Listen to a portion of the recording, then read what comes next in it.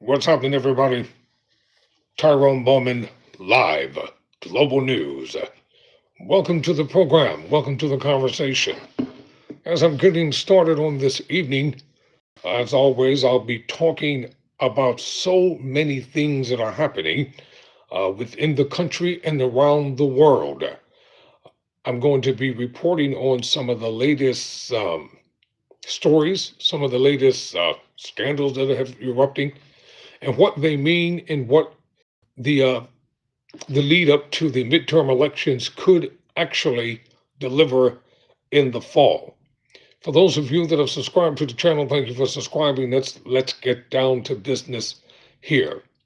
According to the Minnesota Star Tribune, after 9 days, Hennepin County medical examiner classifies Alex Pretty's death as a homicide. Homicide means the death came at the hands of another person and does not necessarily mean the person died from a criminal act. So, this is what's happening and what's going on, so we must get down to it. Because the narrative spin in the media, I see there, Walter, what's happening. The narrative spin in the media has been that after demonizing the late Alex Pretty, that he was attempting to murder ICE agents. That's what the narrative spinoff has been within the news cycle, and especially on some of the other news outlets. So let's get down to it. This article was written by Paul Walsh.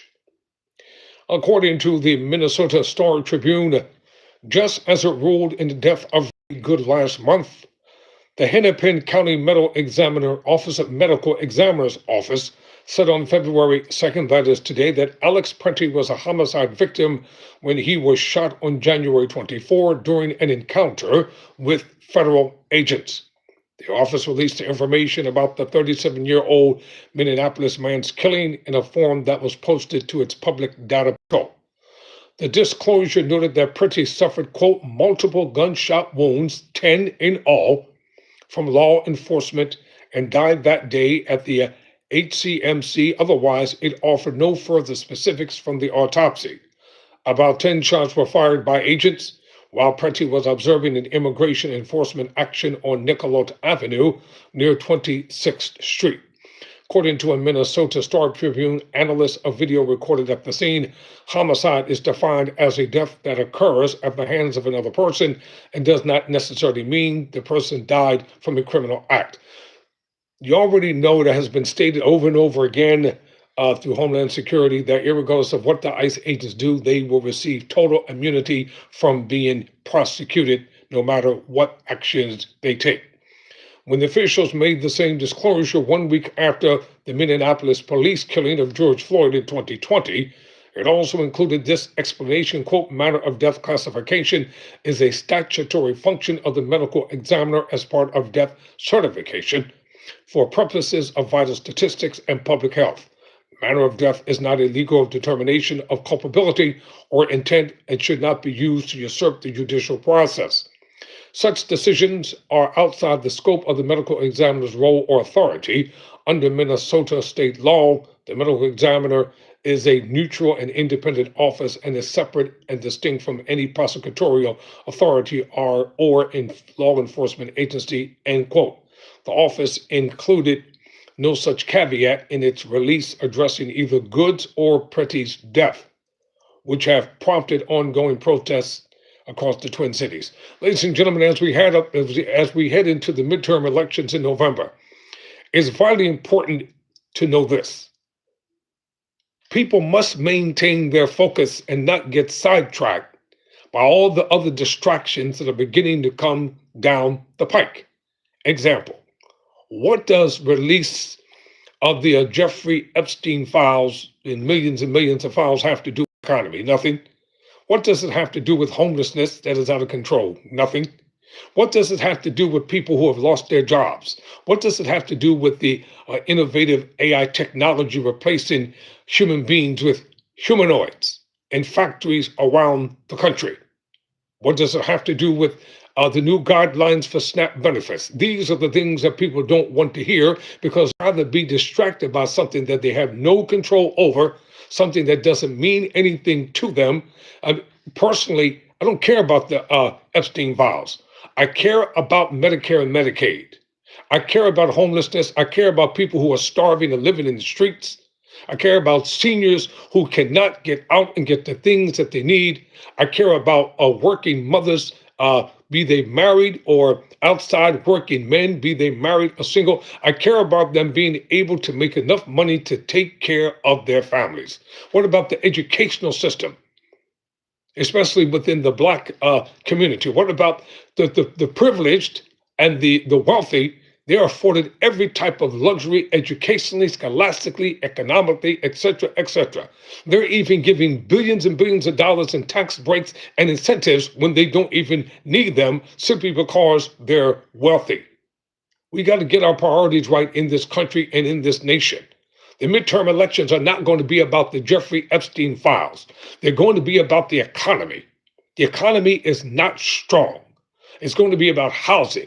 It's going to be about stocks and bonds and dividends and why rich people continue to profit off of the quote unquote the misery of everyday people. This is what the midterm elections are going to be about. Democrats, get your head in the game. You're doing a good job so far. You're winning special elections around the country. But the bottom line is, distraction does not precipitate into action. Let me say that again. Distraction does not precipitate into action. I told you some time ago about wag the dog, what it meant, what it does. And people keep falling for the okie doke. They keep falling into the same trap blindfolded. Why? Because they'd rather be obsessed with what they perceive that they know about what has gone on in someone's life. According to the Associated Press News.com, in an article written by Jennifer McDermott. Let me change the lighting on my phone so I can see these words as they're coming across my homemade teleprompter over here. All right, let's get back to this story, because this is a big one. Yet another judge rejects Trump's effort to block offshore wind, saying the New York project can resume. This was written by Jennifer McDermott and Alexa St. John. A federal judge on Monday ruled that an offshore wind project aimed at powering 600,000 New York homes can resume construction. The fifth such project, put back on track after the Trump administration halted them in December. In clearing the way for Sunrise Wind to proceed, Judge Royce Lamberth found that the government had not shown that offshore wind is such an imminent national security risk that it must halt in the United States. President Donald Trump has said his goal is to not let any windmills be built and often talks about his hatred of wind power. His administration froze 5 big offshore wind projects on the East Coast days before Christmas, citing national security concerns developers and states used to block the order. White House spokesperson Taylor Rogers has repeatedly said during the legal battle over the pause that Trump has been clear that wind energy is the scam of the century and the pause is meant to protect the national security of the American people. People, listen up. Everything is not about national security. We use that term so loosely now until people don't even know what it means anymore. They don't.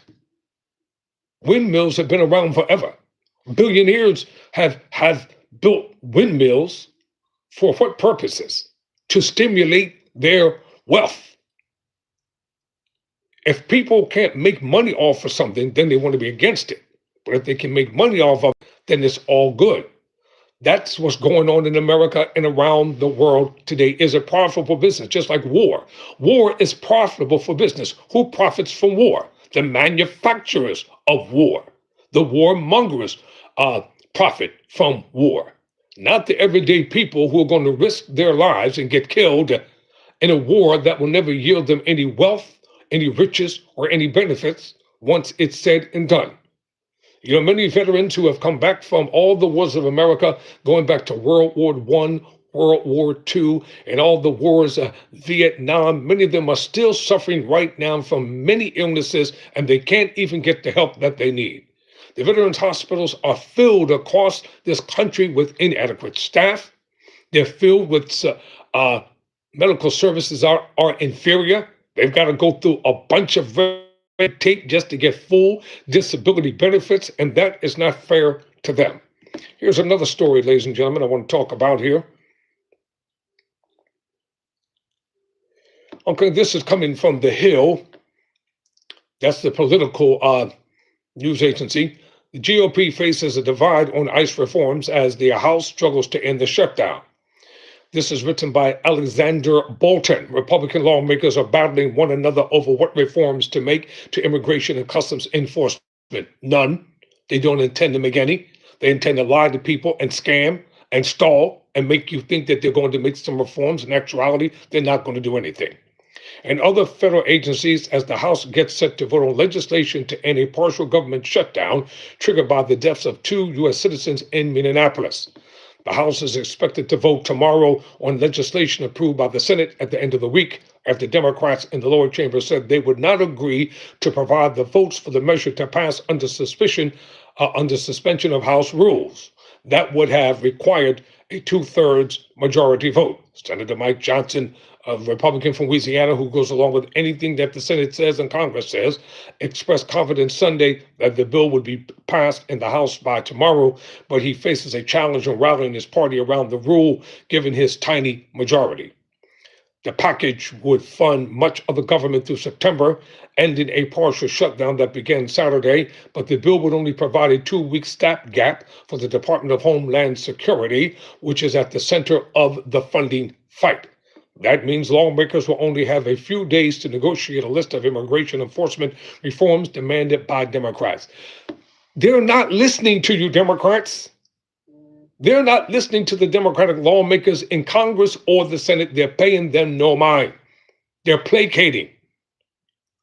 They're giving them baby pablum, lip service. They're not listening to them at all. And the only way things are going to change politically in this country, you must do what must be done. And if you talk to a lot of people who are pretending, well, this is what we voted for, you're a liar. You did not vote for high unemployment. You did not vote for the murders of people. You did not vote for your economies to be ruined and be destroyed. You did not vote for your crops to be in ruin. You did not vote for all your workers that were working your plantations and your farms. You did not vote for them to be deported. You didn't vote for the economy to be teetering back and forth. You didn't vote for this. You can tell yourself that all you want. You can pretend that you didn't know what you were doing. You knew exactly what you were doing. Your hatred for Kamala Harris is what propelled you and what's motivated you, because you didn't want to see a black woman become president of the United States. Let's just tell it like it is. That's why you voted your interest. That's why 2.5 million black men voted against Kamala Harris, because they were upset with her about what went on out in California when she was the attorney general. And my question to them is this: why didn't you protest any of the white, racist, bigoted attorney generals who were in California and who ran for political office? You didn't come after those males. You didn't spread their name across the internet. You didn't talk about the peccadillos in their closed closets and in their bedrooms.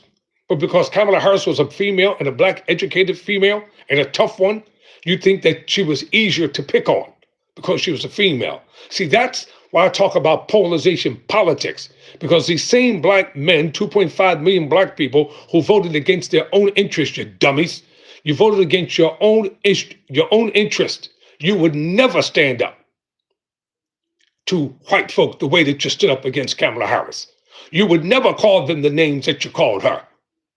You wouldn't call them bees and whores and everything the way that you called her. And now you're someplace trying to hide because you know you're mucked up. I really want to say something a lot stronger, but I'm restraining myself. You mucked it up, and you mucked it up bad. So we don't want to hear about I didn't know this or I didn't know that. Same thing with the Latinos and the Mexicans. We're not trying to hear all that yin-yang talk at this point in time. You knew what you were doing. I saw all the videos, the dances, and the songs, and you're wearing the hats and singing your songs and talking about Kamala Harris. Where y'all at now? You're so ashamed of yourselves, you don't even want to be seen on camera anymore. Now we'll find out what happens in November, because the summer will pass soon.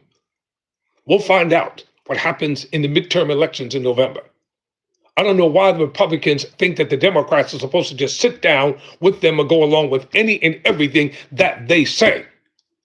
When you are in the minority, it is your responsibility to oppose anything that they legislate. That's what you're supposed to do. You're supposed to oppose it.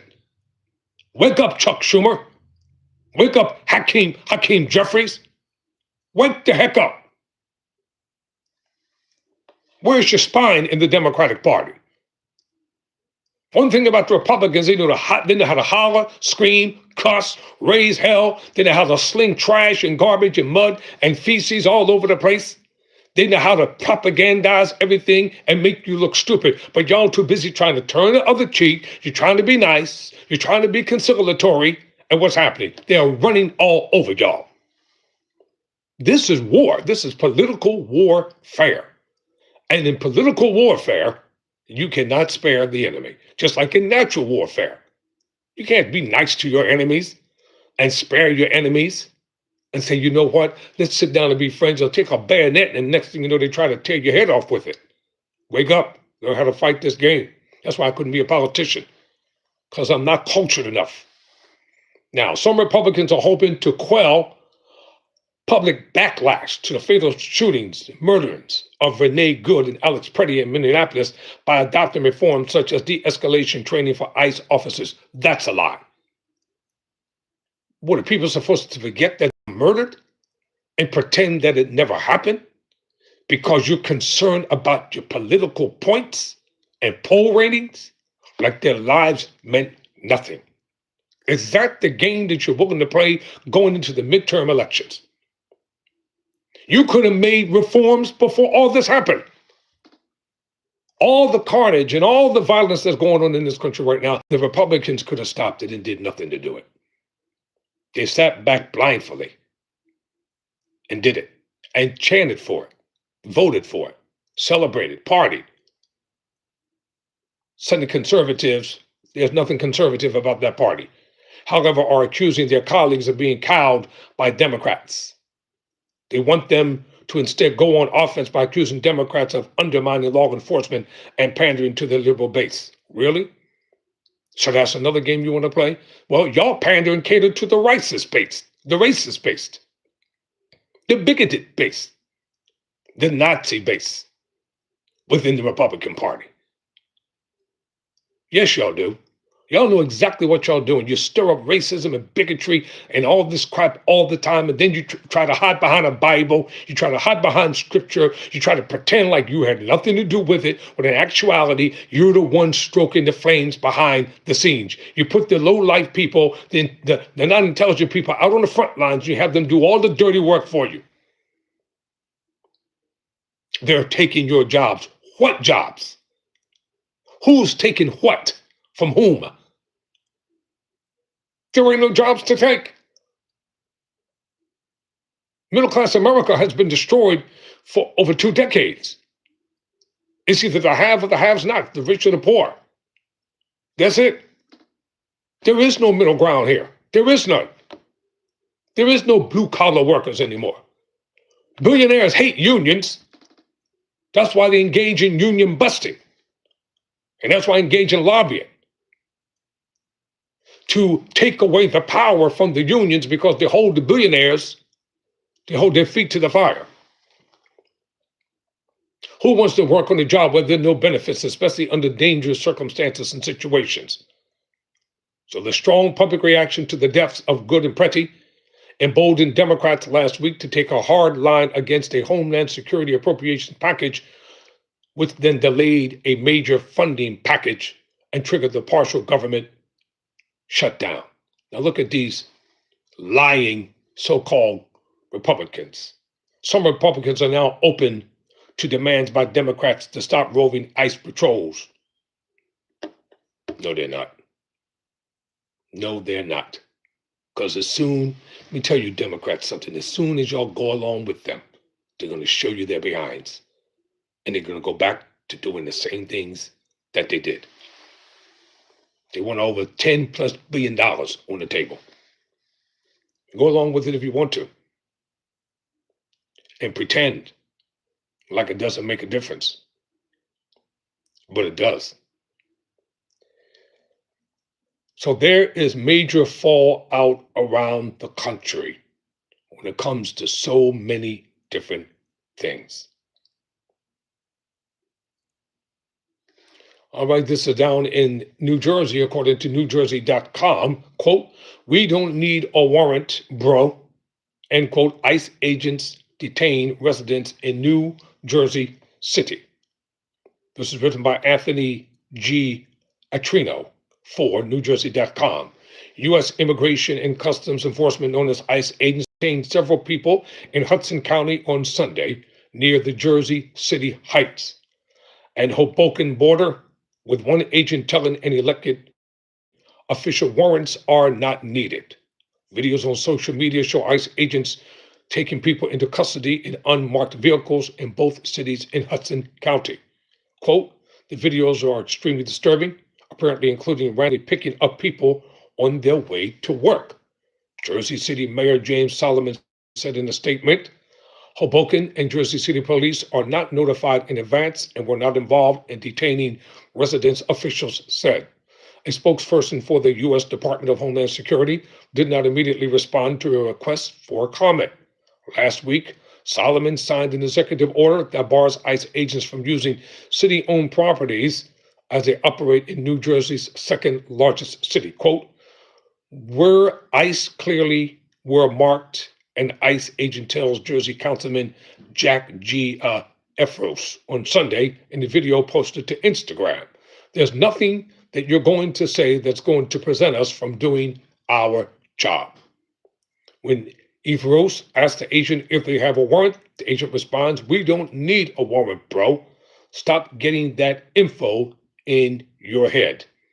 Hoboken Mayor Emily B. Jabor said she and Councilman Joe Quinterio spoke with witnesses who told them ICE agents arrested 3 people, including 2 workers at local businesses. "I know how unsettling and frightening this news can feel, especially for our immigrant neighbors," Jabor said in a letter to the community. "Please take care of yourselves and one another," Jabor said, encouraging residents to review the American Civil Liberties Union's Know Your Rights Guide. Let's move on to something else here.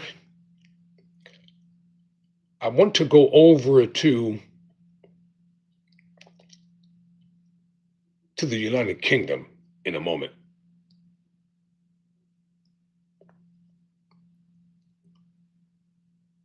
Because I found some interesting news earlier today. As a matter of fact, let me go to the BBC. But this is really shocking news here.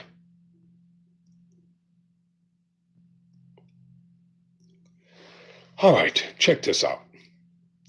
According to BBC News, or British Broadcasting Company News, Andrew Mountbatten, Windsor, should give evidence about what he knows about Jeffrey Epstein, says a prominent lawyer representing some of the U.S. sex offenders' victims. Quote, "It's not too late and he does not have information. Pardon me, it's not too late, and if he does have information, he should share," end quote, Gloria Allred told the BBC. But the latest emails released by the U.S. Department of Justice shown there were already multiple approaches from U.S. authorities for Andrew to help with their Epstein inquiries, including a formal request to the Home Office in 2020. There was also a call from Royal Services, quote, "Anyone who has information should consider helping any investigation, but that it's ultimately a matter for Andrew Mountbatten, Windsor, and his conscience," end quote.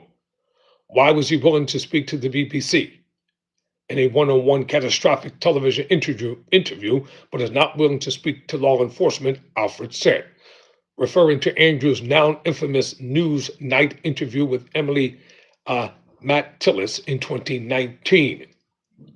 Not the one who should decide whether he knows anything that could help in the investigation, Alfred told the BBC.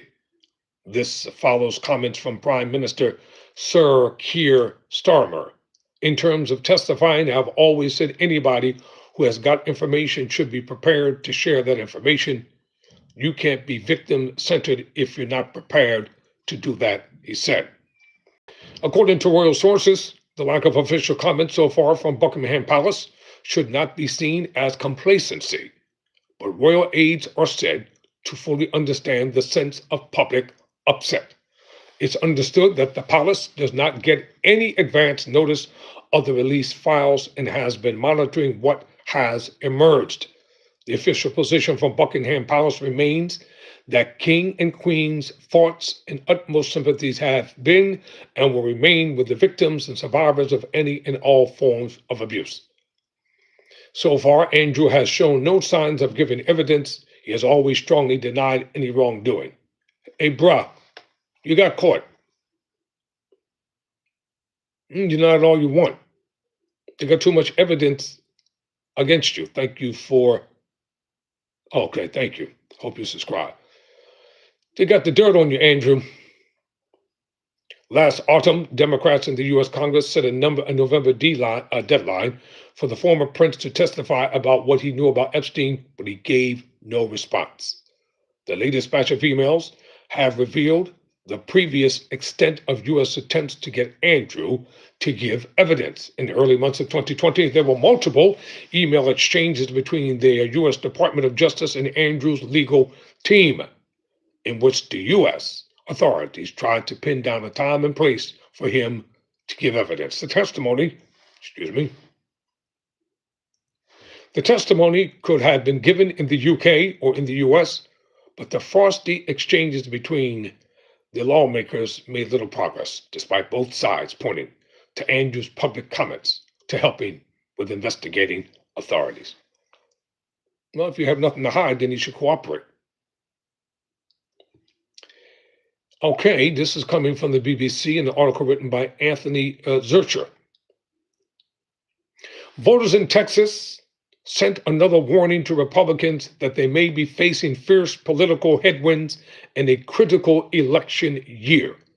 A special election for a state Senate seat on Saturday saw the Democratic candidate, union leader Taylor Remick, win by a 14-point margin, but that doesn't tell the full story.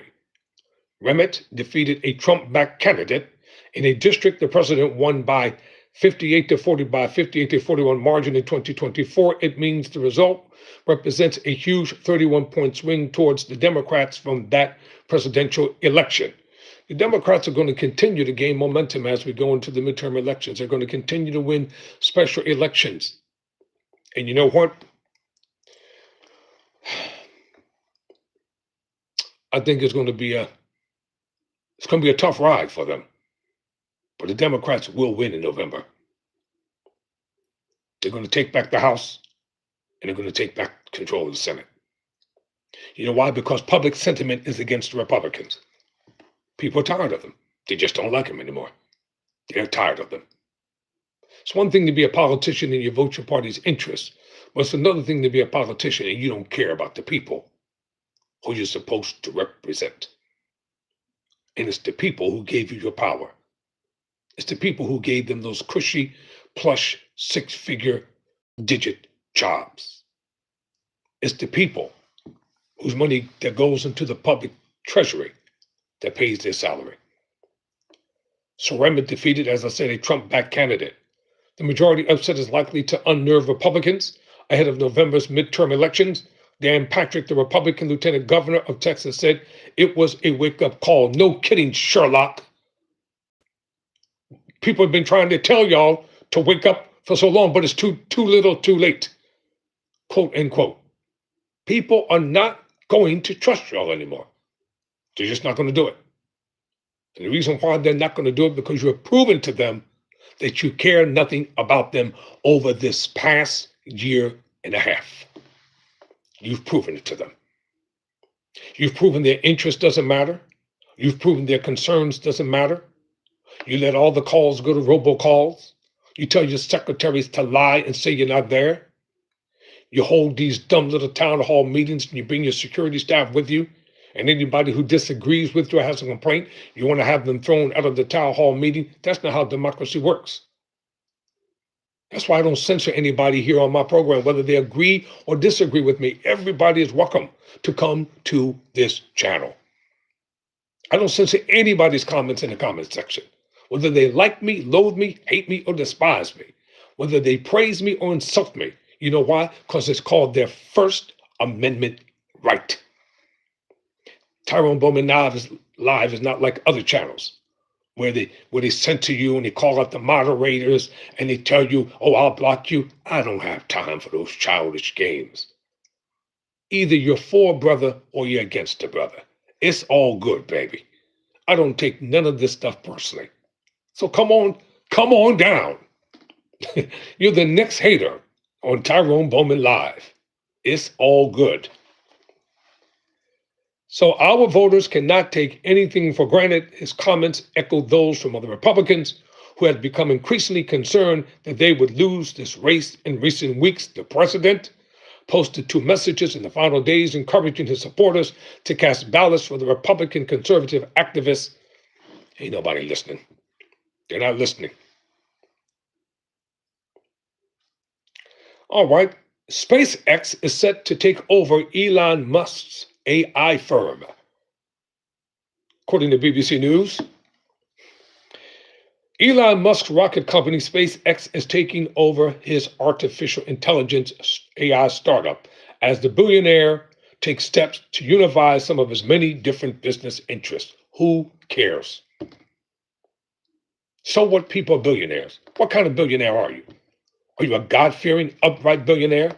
Or are you a heathenistic, demonically controlled billionaire? What kind of billionaire are you? Are you doing good or are you doing evil with your money? Because you won't take it with you at the end of your life. No matter how much you can make trillions and trillions and trillions of dollars, own all the property in the world, have your name plastered on every state, in every state, town, city, and hamlet. You can be buried in a gold-plated casket, waterproof and blah, blah, blah. You're not taking it with you. And if you do take it, the moment you leave, they're going to go down there and steal it. You know, the pharaohs, when they were gone, they took all their treasures and their gold and their silver, and they put their servants and stuff within them, and they cut out their tongues and they couldn't talk. Centuries later, they went in there and they found skeletal remains of everybody. And the riches and stuff and collected dust, cobwebs, and it's still there. They're not taking it with you. I'm going to do all the good I can while I can. So SpaceX on Monday confirmed the deal to acquire XAI, a smaller firm known for its Grok chatbot posting a memo from Musk about the merger on its website. There's a lot going on in the country, y'all. I mean it. A lot is going on. So what's going on in the world of make-believe down in the land of Florida? You know, the Florida, the economy is tilting and collapsing. So what, you got all the rich white people down there retired and blah, blah, blah. But you know what? Disney warns of a hit from flagging foreign visits. Disney has said that its amusement park in the U.S. will take a big hit in the months ahead due to flagging numbers of international visitors. The company said it would offset this by marketing to U.S. customers and still expect the park's business, a key profit driver, to deliver modest growth. Hey, guess what, Disney? We don't want to come down to that racist theme park of yours. We don't want to come down to nothing that's going to be against humanity and against everyday people. We don't care about Mickey and Goofy and Daffy and the make-believe world of Disneyland, because it's not realistic. But you want people to spend their hard-earned money and be treated in a subservient way.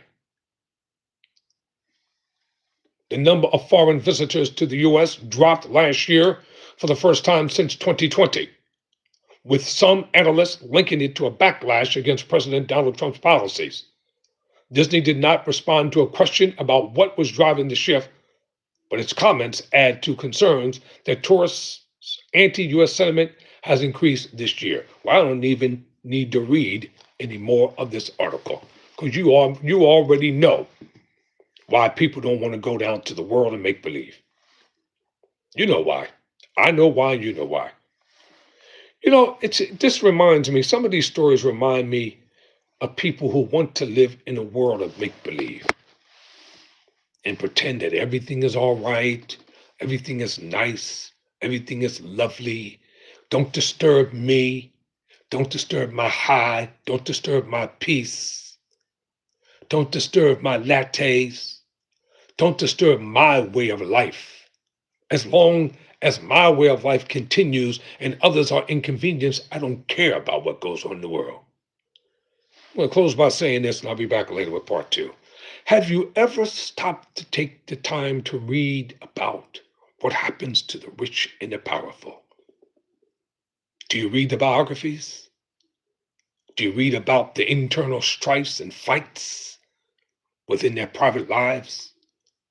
Do you read about the many divorces they have to go through? Do you read about the salaciousness of betrayal and how that many instances their own children can't stand them?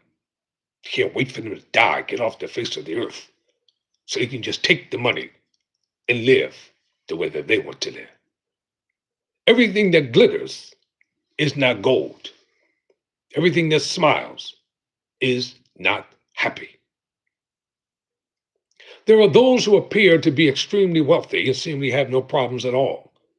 And there are those who appear to be poverty stricken, yet they have the greatest gift of all. When you have health, sound mind, sound spirit, sound soul, when you understand your priorities, when you are lined up spiritually and you know the things that you say and do are pleasing and acceptable before the Almighty, you're already rich. But people can't see that. Till next time, never surrender, never quit.